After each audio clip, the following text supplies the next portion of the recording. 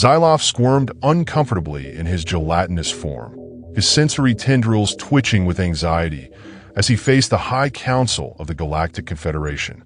The chamber, a massive biodome filled with various atmospheric mixtures to accommodate the diverse species present, hummed with an undercurrent of tension. "Honorable members," Xyloff burbled, his translator working overtime to convert his chemical signals into audible speech. "I come before you with grave news from the surveillance outpost in System X, 2991, known to its inhabitants as Solar System. The council members, representing over 1,000 different species from across the galaxy, leaned forward in their respective environmental bubbles. Counselor Gblorp, a gaseous entity from the methane swamps of Nebula 7, pulsed a sickly green as it spoke. "Proceed, Observer Xyloff. What have you discovered about these?" Xyloff's outer membrane rippled, a sign of distress in his species. "Members of the Council, I regret to inform you that the situation on Earth has become problematic." A collective murmur rippled through the chamber. Counselor Kreenke, an insectoid being with gleaming compound eyes, clicked its mandibles impatiently. "Define problematic, Observer. The humans, they're everywhere," Xyloff exclaimed, his form quivering. "They've spread across their entire planet like a virulent infection. They multiply at an alarming rate, consuming resources, altering landscapes, and producing waste at levels that threaten the very stability of their world." The High Counselor, a being of pure energy contained within a crystalline matrix, pulsed with a deep crimson hue. "Are you suggesting, Observer Xyloff, that these humans are a threat to the galactic ecosystem?" Xyloff's sensory tendrils waved frantically. "Not just a threat, High Counselor. They're a plague, an infestation that, if left unchecked, could spread beyond their world.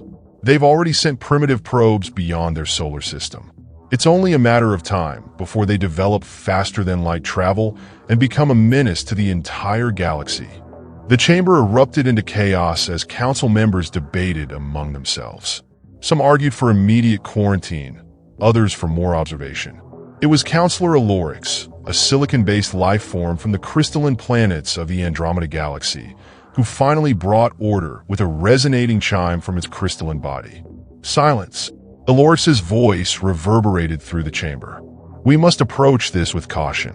Observer Xyloff, have you any evidence of malicious intent from these humans?" Xyloff hesitated, his form undulating uncertainly. "Well, not exactly malicious, Counselor, but their actions, their reckless disregard for their own environment, their constant conflicts among themselves. Surely a species so chaotic, so destructive, poses a risk to the delicate balance we've worked millennia to maintain." The High Counselor's energy form flickered thoughtfully. "This is indeed troubling news. We cannot risk the spread of such a potentially destabilizing force throughout our peaceful confederation." Counselor Gblorp pulsed a deep indigo. Perhaps we should consider them as we would any other invasive species threatening a balanced ecosystem."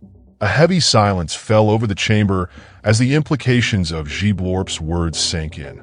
The High Counselor's voice, when it came, was solemn. "It pains me to agree, but the safety of the galaxy must be our primary concern. We hereby classify the species known as humans as galactic pests to be contained and, if necessary, eradicated for the greater good." Xyloff felt a mix of relief and unease wash over him.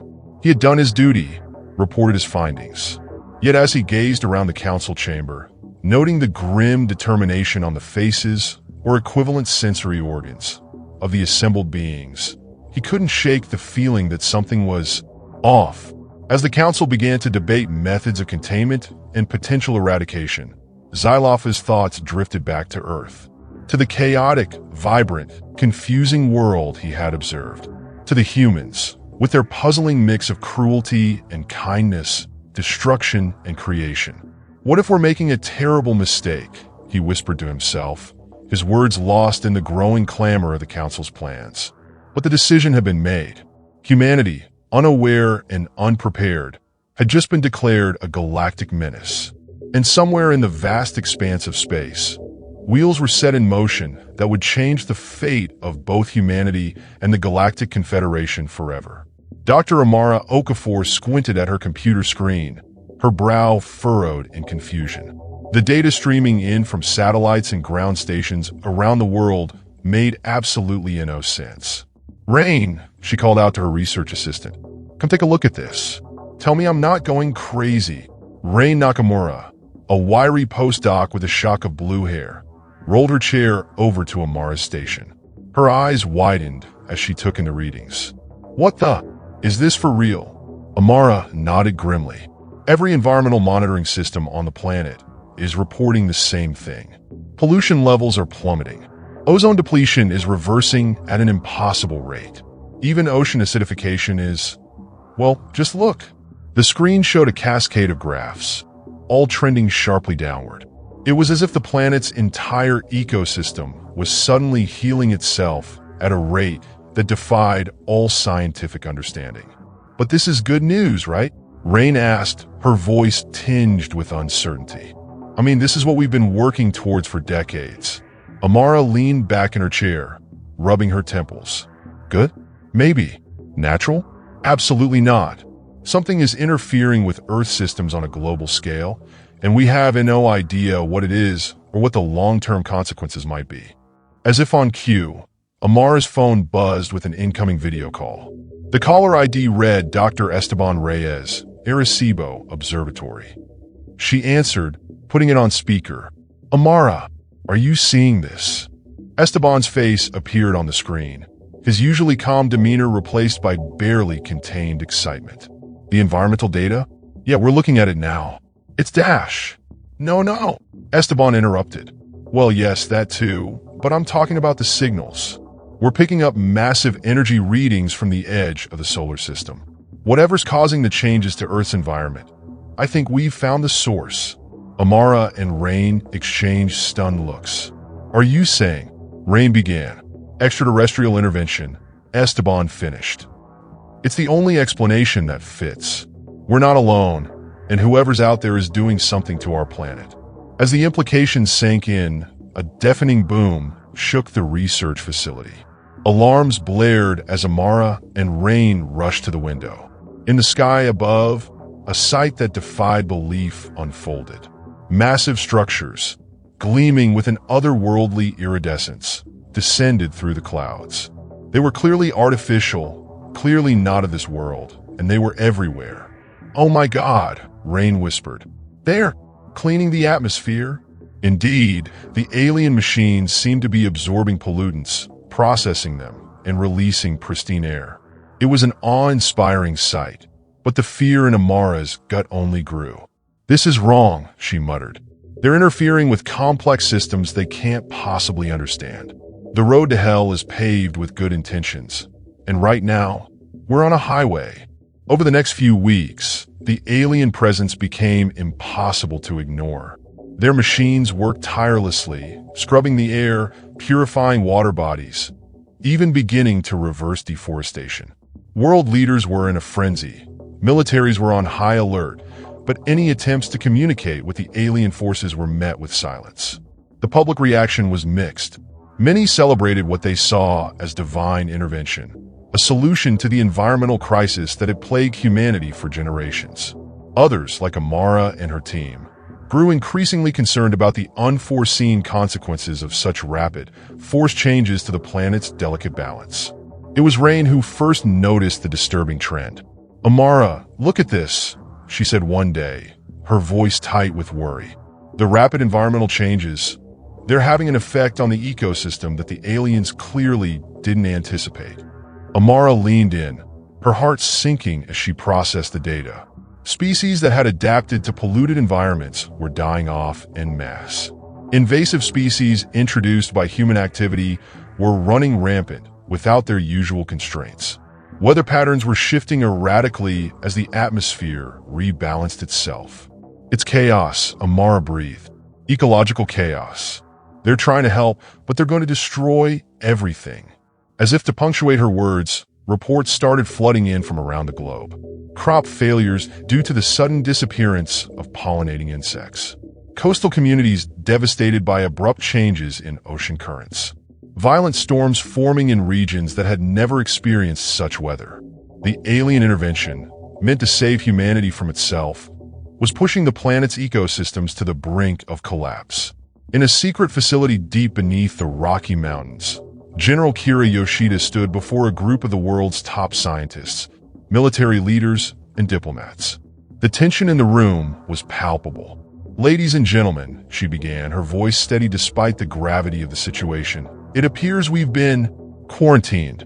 These alien visitors, whoever they are, have decided that humanity is a pest to be controlled, our influence on our own planet to be neutralized." Murmurs of disbelief and anger rippled through the assembled crowd. But their actions, however well-intentioned, are threatening the very existence of life on Earth as we know it, Kira continued. "We need solutions, and we need them now. How do we stop a technologically superior force from inadvertently destroying our world in their misguided attempt to save it?" As the room erupted into heated debate, Dr. Amara Okafor sat silently, her mind racing. She knew that humanity's response to this crisis would define their species in the eyes of the galaxy. And somehow, against all odds, they needed to prove that they were not pests to be exterminated, but a species worth saving. Chaos, flaws, and all, the fate of humanity and of Earth itself hung in the balance, and the clock was ticking. The global situation had gone from bad to catastrophic in a matter of weeks. The alien machines, in their relentless pursuit of environmental perfection, had thrown Earth's delicate ecosystems into chaos. Humanity found itself fighting not against an invading force, but against the unintended consequences of a misguided attempt at planetary stewardship. In the underground facility dubbed Operation Gaia's Stand, Dr. Amara Okafor paced restlessly, her mind racing with potential solutions and their likely outcomes. The room buzzed with the frantic energy of scientists, military personnel, and world leaders all struggling to find a way out of this ecological nightmare. "People, focus." General Kira Yoshida's voice cut through the clamor. "We need actionable plans, not panic. Dr. Okafor, you have the floor." Amara took a deep breath, stepping up to the holographic display at the center of the room. "Right? We've identified 3 primary issues we need to address immediately if we want to prevent total ecosystem collapse." The display flickered to life, showing a global map covered in pulsing red hotspots. "First," Amara continued, "the rapid detoxification of our atmosphere and water systems has led to the die-off of microorganisms that evolved to thrive in those conditions. This is causing a cascade effect up the food chain. Second, the alien machines are indiscriminately removing what they perceive as unnatural elements from our environment. This includes many of our crops, which they seem to view as invasive species. And third," she paused, her expression grim, "their atmospheric manipulation is causing extreme weather patterns that our infrastructure simply isn't prepared to handle." The room fell silent as the magnitude of the crisis sank in. It was Dr. Kazuo Tanaka, a renowned ecologist, who finally spoke up. "So, what you're saying is, we need to fight a planetary-scale cleaning service?" Despite the gravity of the situation, a ripple of nervous laughter ran through the room. Amara nodded, a wry smile on her face. "That's not inaccurate. We need to find a way to rebalance our ecosystems without alerting or antagonizing our overzealous caretakers." General Yoshida leaned forward, her eyes sharp. "You have a plan?" It wasn't a question. Amara nodded, tapping the holographic display. The image zoomed in on several locations around the globe. "We do, but it's risky, and it goes against everything we've been working towards for decades." She took a deep breath before continuing. "We need to strategically pollute key areas of the planet." The room erupted in shocked exclamations and heated arguments. Amara held up her hand, waiting for quiet before she continued. "Hear me out. We're not talking about reckless dumping of toxic waste. We're proposing a carefully calculated introduction of specific compounds that will help restore balance to our failing ecosystems." Dr. Rain Nakamura stepped up, taking over the explanation. "We've identified several keystone pollutants that, when introduced in controlled amounts, could help revive crucial microbial populations. These, in turn, would help stabilize the food chains that are currently collapsing. Additionally, Rain continued, her voice gaining confidence, we believe we can use targeted electromagnetic pulses to temporarily disrupt the alien machines in specific areas. This would give us windows of opportunity to reintroduce vital plant species that are being eradicated, including many of our staple crops. The room was silent for a moment as the implications sank in. It was a desperate plan, fraught with risks, but it was the best chance they had. General Yoshida was the first to speak. And the weather? Amara grimaced. That's trickier. We're proposing a global network of weather control stations. Not to control the weather directly. We don't have that capability, but to create buffer zones that can help mitigate the worst effects of the extreme weather patterns. The technology is experimental, Rain added, but it's based on cloud seeding and ionospheric heating techniques. If it works, it could buy us time to adapt our infrastructure to the new climatic realities. The next few hours were a blur of debate, refinement, and preparation. As risky as the plan was, it was clear that inaction would be even more catastrophic. The fate of humanity and of the entire terrestrial ecosystem hung in the balance. As the various teams dispersed to begin implementation, Amara found herself standing alone before the holographic display. The enormity of what they were about to attempt weighed heavily on her shoulders. Penny for your thoughts? The voice belonged to Dr. Esteban Reyes, who had been quietly observing from the back of the room. Amara sighed, her eyes never leaving the glowing representation of their wounded planet. We're about to intentionally pollute our world, Esteban. Everything we've worked for, everything we've fought against. And now it might be our only hope for survival. How's that for irony? Esteban placed a comforting hand on her shoulder. Sometimes, to heal, we must first embrace the very thing we fear. Our visitors up there, he gestured vaguely towards the sky. They don't understand the complexity, the beautiful chaos that is Earth's biosphere. They see pollution as a simple evil, not realizing that in small doses, it's been a driving force of evolution and adaptation. Amara nodded slowly, a glimmer of determination sparking in her eyes. You're right. We're not fighting against nature here. We're fighting for it, in all its messy, complicated glory. As they turned to leave the room, ready to face the monumental task ahead, Amara couldn't help but wonder, how would the aliens react when they realized their efforts were being countered?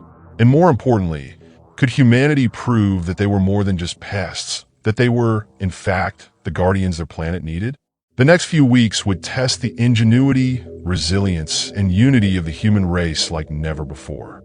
And somewhere up above, unaware of the desperate measures being taken below, the alien machines continued their relentless pursuit of an impossible perfection. The irony wasn't lost on Zarin Jenga as she stood atop an old coal power plant in eastern Australia, overseeing the controlled release of sulfur dioxide into the atmosphere. A lifetime environmental activist, she never imagined she'd be deliberately polluting the air she'd fought so hard to protect. How's it looking up there, Zara? The voice of Dr. Amara Okafor crackled through her earpiece. Zara watched as the plume of gas rose into the sky, merging with the clouds above.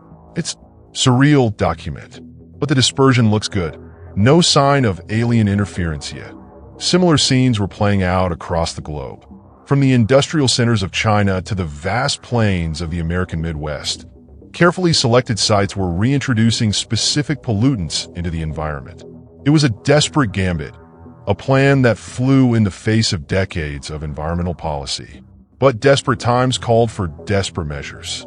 In the skies above, the alien machines continued their relentless work, seemingly oblivious to humanity's efforts to counter their effects. But for how long? Deep in the heart of the Amazon rainforest, Dr. Rain Nakamura led a team of botanists and ecologists on a mission that bordered on the absurd. They moved swiftly through the underbrush, each carrying a backpack filled with seeds and seedlings of plants that the alien machines had deemed invasive and systematically eradicated. All right, team, Rain called out, consulting her tablet. We've got a 5-minute window before the next alien sweep. Let's make it count. As if on cue, A low hum filled the air as the electromagnetic disruptors activated, temporarily blinding the alien sensors in the area. The team sprang into action, scattering seeds and planting seedlings with practiced efficiency. Rain couldn't help but grin as she watched a species of bromeliad, one that had been on the verge of extinction just weeks ago, take root in the fertile soil. "Take that, you overenthusiastic space janitors," she muttered. But their small victory was short-lived. As the 5-minute window came to a close, a shadow fell over the forest canopy. Rain looked up, her heart racing, to see one of the massive alien structures descending through the clouds. "It's not supposed to be here," she whispered, a chill running down her spine. "Everyone scatter." As the team disappeared into the dense undergrowth, Rain couldn't shake the feeling that their actions hadn't gone as unnoticed as they'd hoped. In orbit above Earth, aboard the International Space Station, Commander Yuki Tanaka floated before a bank of monitors, her brow furrowed in concentration. The station had been repurposed as a crucial observation post, monitoring both the alien activity and the effects of humanity's counteractions. "Houston, are you seeing this?" Yuki's voice was tense as she relayed her findings. "We're detecting anomalies in the alien machine's behavior. They're adapting." Back on Earth, in the control room of Operation Gaia's Stand, General Kira Yoshida listened to Yuki's report with growing concern. "Adapting how, Commander?" "Their atmospheric cleaning protocols are becoming more aggressive," Yuki explained. "And they're focusing on areas where we've introduced our keystone pollutants. It's like they're learning, evolving their strategies in real time." The implications were chilling. If the aliens could adapt to counter humanity's efforts, the delicate balance they were trying to restore would be thrown into chaos once again. But Yuki wasn't finished. "There's more, General. We're picking up signs of new structures entering the solar system. Bigger ones." A hushed silence fell over the control room. Dr. Amara Okafor, who had been listening intently, stepped forward. Are they bringing in reinforcements?" Before anyone could respond, alarms blared throughout the facility. Dr. Esteban Reyes burst into the room, his face pale. "We got a problem. A big one. The alien machines, they're not just cleaning anymore. They're terraforming." Screens around the room lit up with satellite imagery, showing massive changes occurring across the globe. Deserts were blooming with alien vegetation. Ocean currents were being artificially redirected. The very geography of the planet was being reshaped before their eyes. "My God," General Yoshida breathed. "They're not trying to restore Earth. They're trying to remake it entirely." As the gravity of the situation sank in, Amara's mind raced. Their current plan, daring as it was, wouldn't be enough to counter this new threat. They needed something more, something unprecedented. "General," Amara said, her voice steady despite the fear churning in her gut, "I think it's time we activated Project Lazarus." Kira's head snapped around, her eyes wide with shock. "Project Lazarus? But it's purely theoretical. We have no idea if it would even work, let alone what the consequences might be." Amara nodded grimly. "I know, but at this point, what choice do we have? If we don't act now, there won't be an Earth left to save." As debates erupted around the room, Amara's thoughts turned to the billions of people around the world, blissfully unaware of the true scale of the crisis unfolding above their heads. Farmers tending crops that might soon be erased from existence. Children playing in parks that could be reshaped into alien landscapes. Entire cultures and ways of life on the brink of being wiped out by well-meaning but catastrophically misguided extraterrestrial intervention. They were all counting on her team, whether they knew it or not. The weight of that responsibility was almost crushing.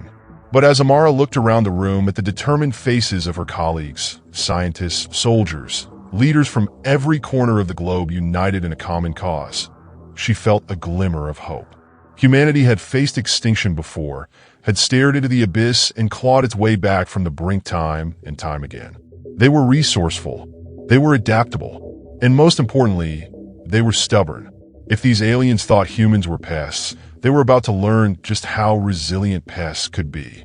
As the final preparations for Project Lazarus began, a new sense of purpose filled the air. They might not have the technology to fight the aliens directly, but they had something potentially more powerful: the ability to surprise them. And sometimes, in the face of overwhelming odds, the element of surprise was all you needed to turn the tide. Little did they know, high above the Earth, in his gelatinous observation pod, Xyloff was about to have some surprises of his own. The air in the control room of Operation Gaia's stand was thick with tension as Dr. Amara Okafor initiated the final sequence for Project Lazarus. Screens flickered with streams of data, and the low hum of powerful computers filled the air. "Are we really doing this?" Dr. Rain Nakamura whispered, her eyes wide with a mixture of fear and anticipation. Amara nodded grimly. "We're out of options. It's Lazarus or extinction." General Kira Yoshida's voice cut through the tension. "All stations report in." One by one, voices crackled over the comm system, each team confirming their readiness. From deep-sea installations to mountaintop arrays, a global network of experimental technology stood poised to activate. "This is it," Amara breathed, initiating Project Lazarus in 3, 2, 1. She pressed the final key, and for a moment, nothing seemed to happen. Then, the world changed. Across the globe, massive geothermal vents suddenly burst to life, spewing clouds of mineral-rich steam into the atmosphere. Underwater volcanoes erupted in carefully calculated patterns, their heat and chemicals altering ocean currents. And high in the ionosphere, a network of satellites began emitting precise electromagnetic pulses, creating a shield of energy around the planet. Project Lazarus wasn't just about countering the aliens' efforts. It was about kickstarting the Earth's own defense mechanisms, reawakening dormant geological processes to reassert the planet's natural balance.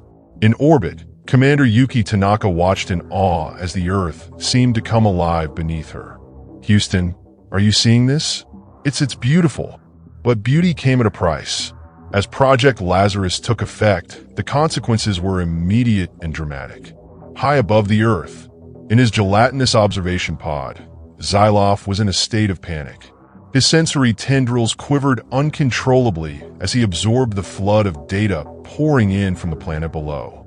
"This is impossible," he burbled, his translator struggling to keep up with his agitated chemical signals. The planet, it's fighting back. Around him, the massive alien terraforming ships that had recently arrived in the solar system began to falter. Their finely tuned systems, designed to impose order on what they perceived as a chaotic world, were suddenly overwhelmed by the surge of natural processes below. Xyloff watched in disbelief as the humans' primitive-looking satellites effortlessly deflected attempts to neutralize them. The electromagnetic shield they generated wasn't just blocking the alien sensors. It was actively repelling their smaller cleaning drones. How? Xyloff wondered aloud. How could these pests have developed such technology without us noticing? As he struggled to make sense of the situation, a priority message flashed across his communication interface. The High Council was convening an emergency session, and his presence was required immediately. With a final, bewildered look at the roiling planet below, Xyloff initiated the teleportation sequence.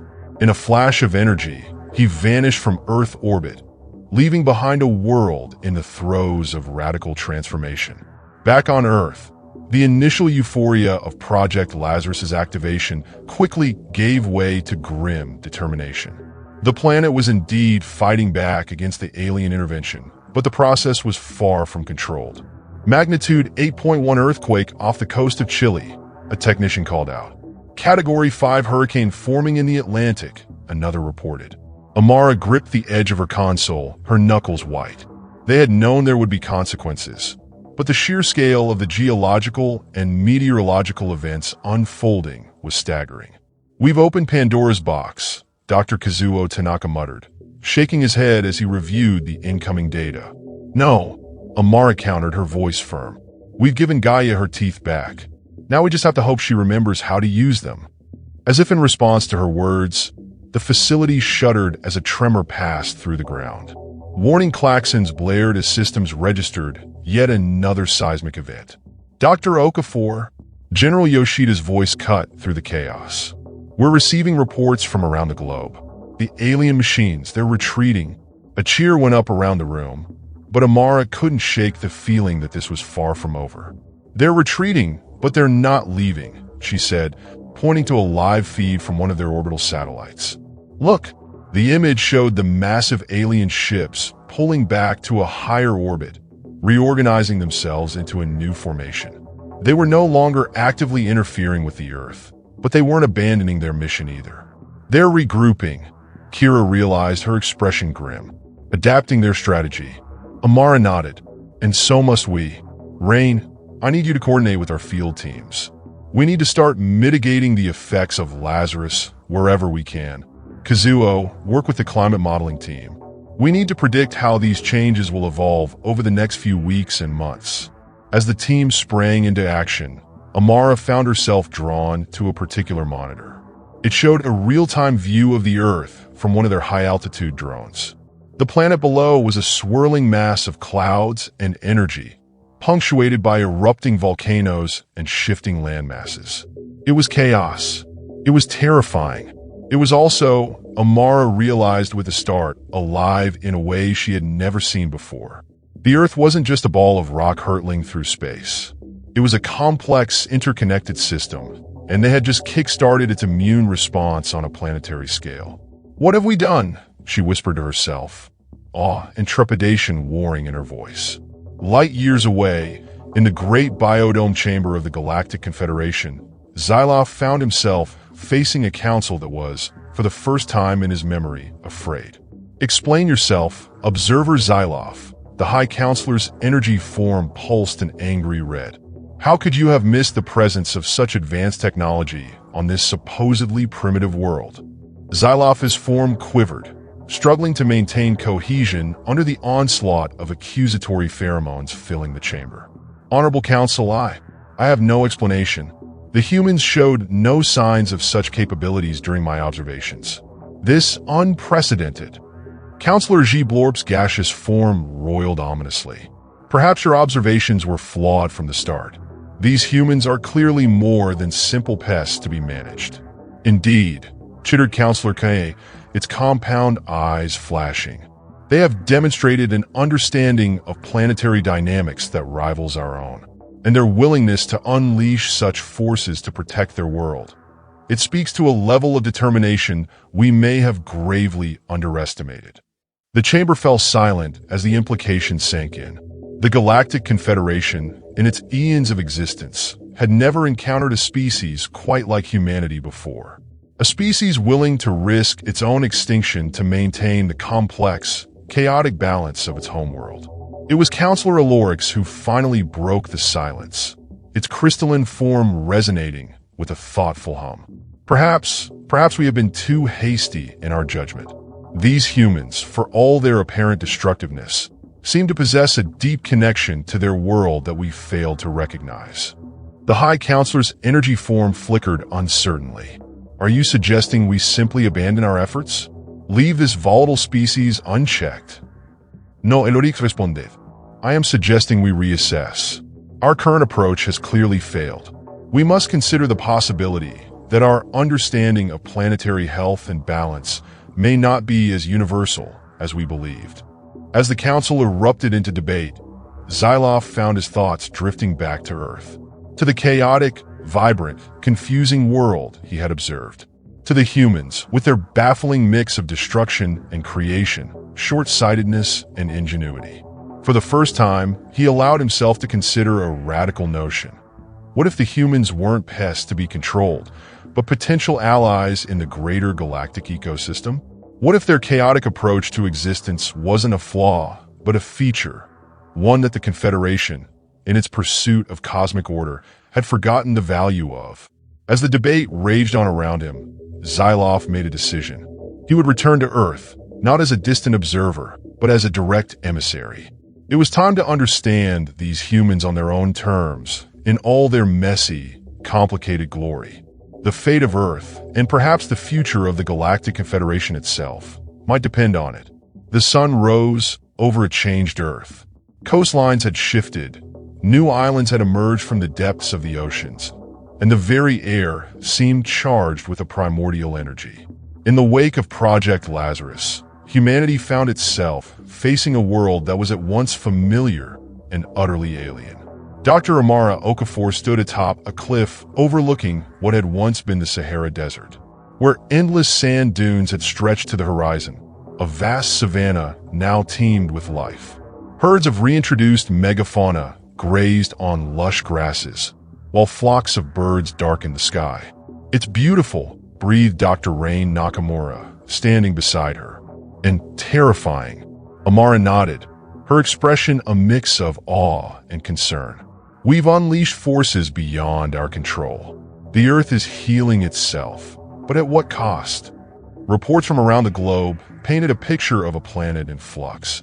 Ancient forests were sprouting in barren lands, while once fertile regions faced unprecedented droughts. Coastal cities scrambled to adapt to rising seas, even as new landmasses offered unexpected opportunities for expansion. But amid the chaos, something remarkable was happening. Humanity, faced with a crisis that transcended borders and ideologies, was coming together in ways previously unimaginable. "Dr. Okafor," the voice of General Kira Yoshida crackled through a Marscom device. "We got a situation. You need to see this."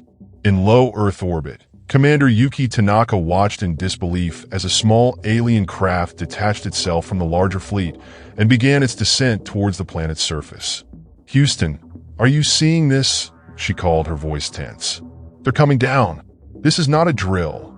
On the ground, in the hastily assembled headquarters of the newly formed Global Crisis Response Team, screens lit up with warnings and alerts. The alien craft's trajectory put it on course for a landing just outside the Egyptian city of Cairo. "All defense systems on standby," General Yoshida barked. "But do not, I repeat, do not engage unless fired upon. We need to see how this plays out." As tensions mounted, a familiar face appeared on the main view screen. It was Dr. Esteban Reyes, broadcasting from the Arecibo Observatory. "We're receiving a transmission from the alien craft," he announced, his eyes wide with excitement. They're requesting permission to land, and they're broadcasting it on all frequencies, in every known human language." A hush fell over the command center as the implications sank in. After months of one-sided intervention and conflict, the aliens were finally ready to talk. Xyloff felt an unfamiliar sensation as his small craft entered Earth's atmosphere. Was this what humans called nervousness? As the ground rushed up to meet him, he marveled at the changes wrought by Project Lazarus. The planet below was a swirling tapestry of life and energy, far more vibrant and complex than anything the Confederation's terraforming efforts could have achieved. As the craft touched down on a patch of newly grown grassland outside Cairo, Xyloff steeled himself for what was to come. He was about to become the first member of the Galactic Confederation to make direct, peaceful contact with humanity. The craft's door slid open, and Xyloff emerged into the warm Egyptian air. His gelatinous form shimmered and shifted, adapting to the planet's gravity and atmospheric composition. Before him stood a small group of humans, their expressions a mix of fear, wonder, and determination. Dr. Amara Okafor stepped forward, her heart pounding but her voice steady. "On behalf of humanity, I welcome you to Earth. We hope your intentions are peaceful, as ours are." Xyloff's translator worked overtime, converting his chemical signals into audible speech. "Greetings, humans of Earth. I am Xyloff, representative of the Galactic Confederation. We come seeking understanding and, if possible, reconciliation." As the historic first contact unfolded, watched by billions around the world via satellite feeds, both humans and aliens found themselves reevaluating everything they thought they knew about each other. Xyloff was astounded by the humans' resilience and adaptability. Despite the upheavals caused by both the Confederation's intervention and Project Lazarus, he saw a species not just surviving, but thriving in the face of adversity. The humans, in turn, were fascinated by Xyloff's alien perspective.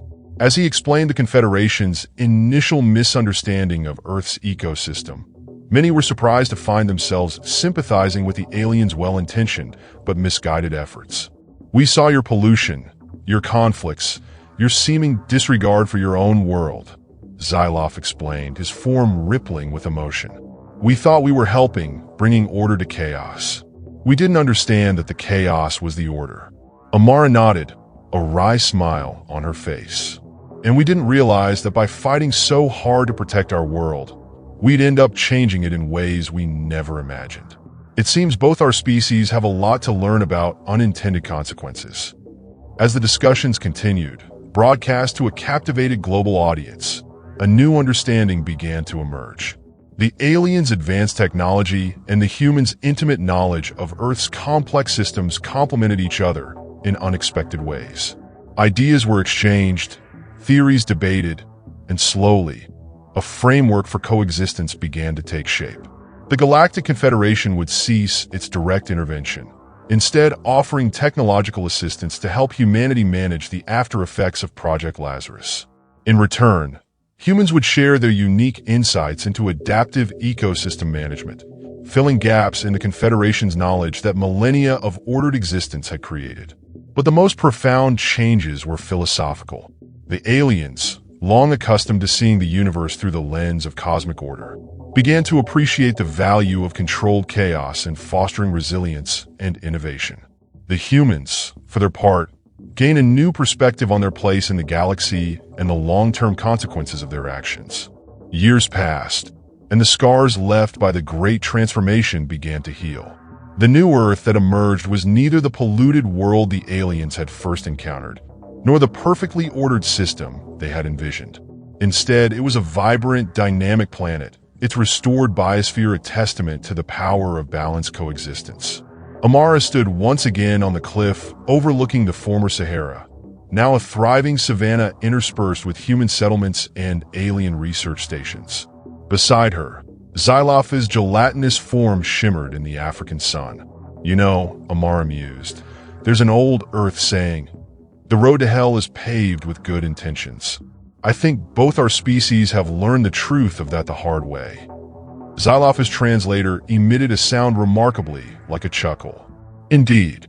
But perhaps we've also learned that the road to understanding is paved with mistakes and the wisdom to learn from them." As they watched the sun set over the transformed landscape, Amara reflected on the journey that had brought them to this point. The aliens had come to Earth seeing humans as pests, only to discover potential saviors, not just of their own world, but of the Galactic Confederation's stagnant worldview. Humanity, in fighting to save their chaotic, messy, beautiful world, had not only preserved their home, but had also gained a place among the stars. They were no longer pests to be managed, but partners in a grand cosmic dance of order and chaos, preservation and transformation. And as the first stars began to twinkle in the darkening sky, Amara allowed herself to feel something she hadn't felt in a long time. Hope. Hope for the future of Earth. Hope for humanity's place in the galaxy. And hope for the endless possibilities that lay ahead in this new era of cosmic coexistence. The challenges were far from over. The Earth would continue to change, humanity would face new trials, and the delicate balance between order and chaos would require constant attention. But they would face these challenges together. Humans, aliens, and the living planet they all called home. In the end, it wasn't technology or firepower that had saved humanity from extinction and redeemed them in the eyes of the galaxy. It was their passion, their adaptability, and their unwavering connection to the chaotic, vibrant world that had birthed them. They were no longer pests. They were no longer saviors. They were partners in the greatest adventure the universe had to offer. And as Amara and Xylof turned to face the future together, they knew that the true story of humanity's place in the cosmos was only just beginning.